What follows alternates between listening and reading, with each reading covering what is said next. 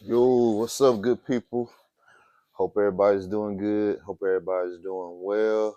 I know last time I spoke with you all, I said I was gonna come back with another one quicker than I did last time. So here I am. Um, Today we're gonna be discussing mental health, like I told y'all, mental health in sports, like I told y'all. Most all athletes battle it, not all, but most. I'm one of them. I'm one of them recently that's been battling it. So before we start this episode, I want y'all to see this, and I'm going to piggyback off of this clip once y'all see it, and we're gonna get into it. What we have to continue to build on is work for it. Work for it. Be disciplined. Give what you got. I can promise you there's not one that can attest differently than what I'm going to say. There's no harder worker on his craft every single day than Trayon Max. The man literally lives for making himself better every day. Every day. And sometimes it takes that. You know, should he have ever had an opportunity at the next level? Sure he has. And he knows that. We all know that. But sometimes it's not in our cards. It's not. Do I feel I could have coached at the next level? For sure. 100%. You know, I've coached professionally, arena ball. I've coached college. I've coached on many different opportunities. But a lot of times it's not in our cards because that's not what God put in front of us. That's not his plan. That wasn't the direction that he put in front of me. All right, I know your next question is probably, what does that have to do with mental health? Well, I'm gonna explain to you why it has a lot to do with mental health because in my case, during that current moment when that speech was given, when those words were said, I was going through a lot mentally for as like football is concerned. I didn't know if I wanted to continue to play the game, not because I can or I'm not able to, but because of what, you know, I was getting back from the game. Um, so I was battling that, and when coach said those things, man, it made me realize that, you know, it's bigger than just getting something back. Sometimes you get stuff back that you can't see immediately. It comes down the line. It comes years down the line. It might not come within your playing career. It might come, after you're done playing. You just don't know. It's just how things work. And I really was battling that, understanding like how could I work so hard? How could I put so much time in and not get even half of what I feel like I'm worth, And I still battle it to this day, but by coach saying those things, it really gave me a extra, sense of motivation that, you know, not I was needing just to continue to, go on playing, continue to play. I didn't tell him this, but that really helped me out to get through that. I don't show a lot of emotions. I don't show a lot of people. It's hard for people to read me like how I'm really feeling or thinking because I was molded like that. My dad raised me like that. You're not gonna really break me. You can't break me. But when I'm alone in my thoughts, a lot. I think a lot. I think about a lot, and I do break down emotionally and mentally and all that. But I always pick myself up before I get in front of people, and I make sure I put my best foot forward and put my best you know, self out there. So, people can't really try to penetrate my shield because it's hard to break me. You can't break me. So, with anyways, with that being said, um, we just got to discuss mental health, and it's big, man. You need somebody to talk to. Don't keep it in. Don't try to do it by yourself. I used to try to fight them demons by myself. I used to try to battle it by myself. And it's not because I'm doing bad in life or I'm not accomplished or I haven't did anything in life. It's just that my expectations of myself are so high that I want to get there in a certain amount of time. And I had this timetable and stuff. Like I said earlier, stuff just don't always work that way. It's God's time and it's God's will. Like Like I said, I never question God about anything. I never say why, why not me, why not me? Because you know, you know, it's His plan, not my plan. But it just it was hard not to get emotional when Coach was saying that, and I actually did shed a tear or two when he was saying that about me because I had played this game for probably like 20 something years, and like hardly it's been a couple coaches that have believed in me and have faith in me. You know, Coach G is one of them who spoke those words about me. Um, I want to say one of my high school coaches did that really didn't have any pull to say or none. It wasn't the head coach, of course, but one of the other high school coaches that coached me, that said he'll be shocked if he don't see me play on Sundays. He was one of them that always believed in me, which is his name is Coach Holsclaw. Um, who else? My player that's homeboy coach T Will. He still playing, but he the head coach of my team. I'll be playing that we win all the championships on. He believed in me. Like he's only just a select few people that ever believed in me and really have faith that I could do this. Because when it comes to people, it seems like they have a hard time giving people opportunities. And I know opportunities are earned, not given. And that's what I want. I want to earn it. I don't want to give it to me. That's why I don't care about going through this and the rigors and the hard work that I have to put in because I want to feel like I earned it. I don't want to feel like anybody giving it to me. But what really bothers me is when people feel some type of way about, you know, how I go about things or how I do things or like why is he doing that or why is he doing that.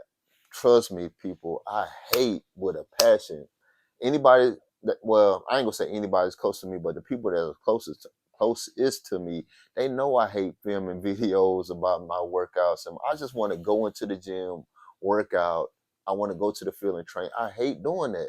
I don't want to do that. The only reason I do that because this is the only way I can market myself. I can't I have from 2011 or 12 when I started this, probably 2012-ish, I'll say. When I started this, I used to just walk up the tryouts and try and make teams and do that type stuff. I used to do that and it was cool back then, but we're in the age of social media now and people, they want an instant. They want to see stuff instantly, so they don't want to wait. So, that's the only reason I do this. That's the only reason I film stuff. That's the only reason I film my workouts because I absolutely hate doing it. I feel like it takes something away from me, but I gotta do it. That's the only way I can market myself. The film, of course, the football film, that's hit or miss because they're saying, "Oh, he ain't playing against nobody." It's always it's always damn if you do, damn if you don't.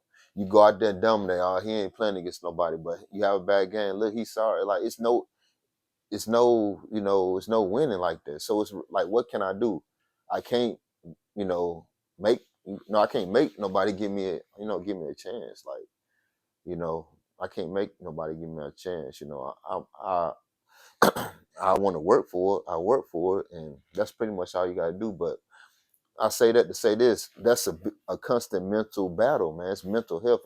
It affects me. It affects my day to day life. I don't let it affect my kids or affect anything that's really important to me, because I understand his dad, and then it's this person over here, the football, the athlete. I understand that, so I'm able to uh, car- departmentalize it or whatever that word is. I'm able to do that. I'm able to, this is that, this is that, so I don't, roll it over to that at all, you know. And I'll say that probably if I didn't have any kids, if I didn't have my daughters, I doubt I'd probably be sitting here talking to you all today, but I just say that for people out there, athletes, you battling mental health, man, just talk to somebody. People got way far worse cases than I got. My mental health is not like some people got like mental health for is like the actual game and the actual game and anxiety like that at the game. And I feel like I don't have that for is like when I'm playing against the level of competition I'm supposed to be playing against, like like the higher the level of competition I play, the less anxiety I have when I'm playing against it, because I feel like, okay, I'm getting to where I'm supposed to be. It's the lower I go, like the lower I play, like even like this past season, like I could have played and made like 10 or 20 more plays if I was playing against better people. Like it's just the anxiety knowing you feel like you have to be perfect because you ain't playing against the caliber athlete, the caliber player that you are. So that's the constant battle. But um anyways, like I was saying, seek out help, seek out just somebody to talk to, just somebody to vent to. I know I have recently. I just just been hitting people up, talking to them about it, because I'm not gonna quit playing because of I'm not able to play where I want to play. I'm just gonna limit where I play. I'm just gonna be stingy about my game and just playing anywhere from now on. Like I said, I don't play with Coach G, because I know he care about me as a player. I know you know he believe in me, man, and belief is the main thing. Somebody to believe in you and give you opportunity. And a lot of people don't want to, don't believe in you until you show them, and even when you show them, they still have a hard time believing. Look at LeBron. I'm not comparing myself to LeBron. I'm just saying, look at LeBron as an athlete. Like people, it's still people out there that don't think he's this and that. I'm like, and this guy's been doing it for forever, since we can remember, since the early 2000s. It's been 2 decades, and he's still dominating. It's like, it's a constant battle with people trying to prove to people that you're worthy, man. And I realized, man, I just got to prove to myself, prove to God, and prove to the people that care and know my value.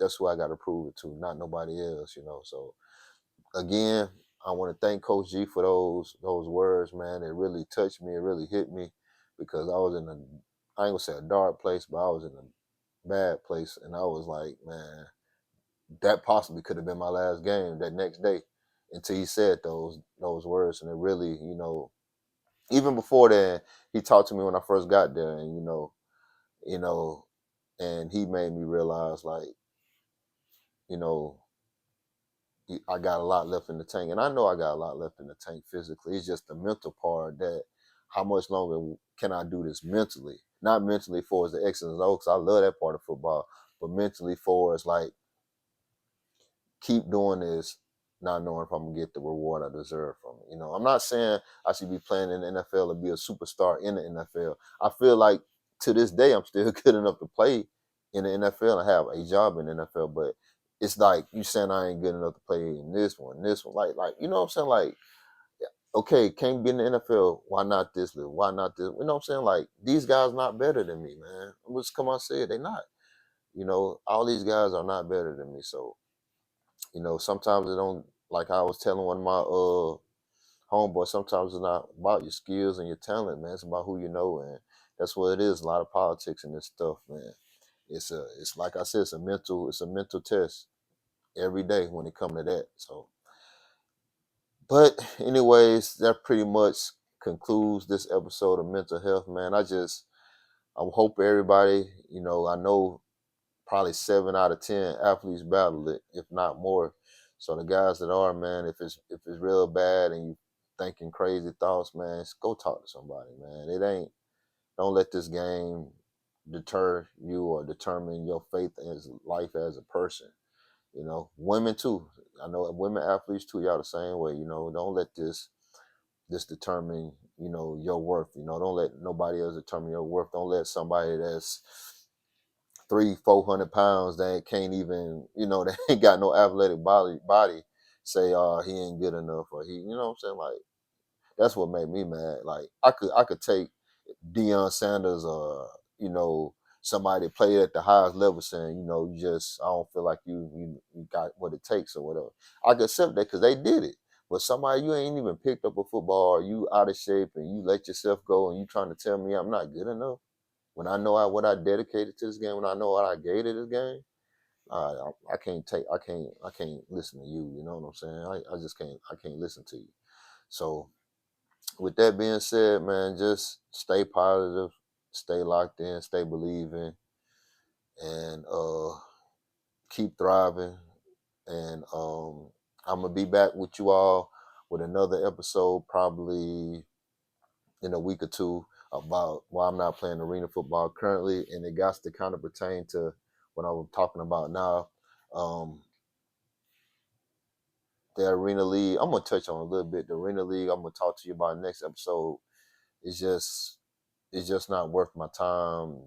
They half-ass everything, and I just know my worth, man. I just want to be able to play my worth. I just playing all these meaningless downs, or it's not helping the film. It's not helping me get nowhere. So I just, basically making a business decision, a smart move, and we'll get more into it on that episode. But you just got to know, pick and choose your battles, because you only got so many plays on the football field. So with that being said, hope everybody's does everything they want to do the rest of this year. 2024 is almost out, so live